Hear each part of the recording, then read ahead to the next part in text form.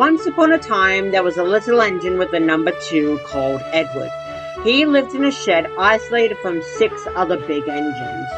Edward was getting old and wasn't used as much anymore. The other engines were bigger than Edward and wanted to help him out, but one of them, another blue engine known as 98462, on the other hand, likes to do nothing but boast about himself and the LNER. The driver won't choose you again. He wants big, strong engines like us. This made the other engines very annoyed, including a large blue engine with the number 4, who was not very happy with 98462 insult at Edward. Right. I cannot stand all of this trash talk about our dear little Edward, you blithering idiot. Nobody wants to hear about this commotion, as it is very hurtful and rude. Surely Edward is an old-fashioned, but I just can't see how he's less useful than you think. So, why don't you just start doing something more decent with your pathetic life and stop bothering Edward? Do you understand? Although Edward loved to agree with Gordon as he overheard the conversation, he thought that 98462 might be right. He hadn't been out in a very long time. He began to feel sad. Just then, the driver and fireman came to start work. They began to feel sorry for Edward. Why are you sad? Would you like to come out today? Oh, yes, please. So they lit his fire, made lots of steam, pulled the regulator, and Edward puffed away. Look at me now.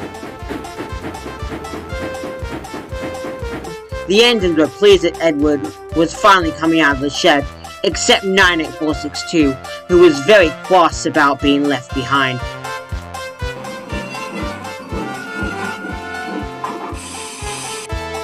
At the yard, Edward carefully buffered up to the coaches and set off. "Thank you, Edward. That was kind. We usually get bumped around."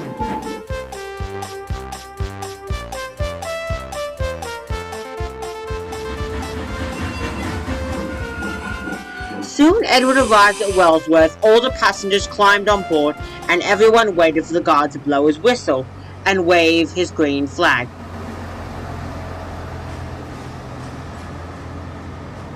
They waited and waited. Edward was getting worried. Where is the guard? The driver and the fireman first asked the station master. Have you seen the guard? Mm-mm. They asked one of the porters. Have you seen the guard? Yes, I saw him last night. Ed was getting impatient. Are we ever going to start? Then a little boy shouted, "Here he comes!" And then there was the guard running towards the station with his flag in one hand and his sandwich in the other. He jumped into the brake coach, blew his whistle, waved his green flag, and Edward finally started.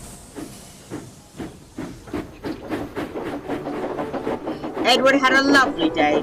He saw many of his friends.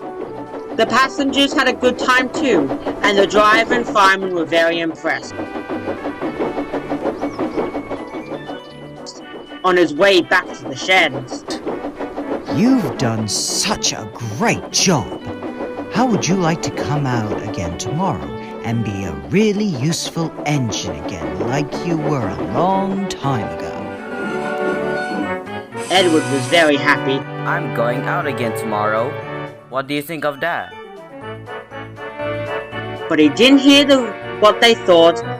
But Edward was so happy that he went to sleep at once. And the rest, they say, is history.